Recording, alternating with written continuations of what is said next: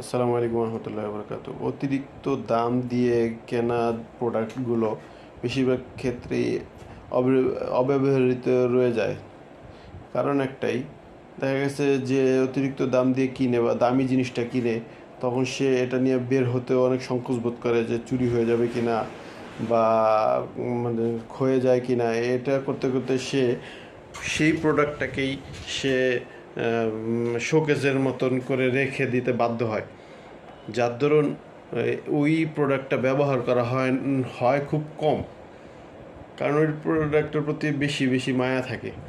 অতএব অতিরিক্ত দাম দিয়ে আমরা কোনো কিছুই কিনবো না, কারণ এগুলো এক ধরনের অপচয়।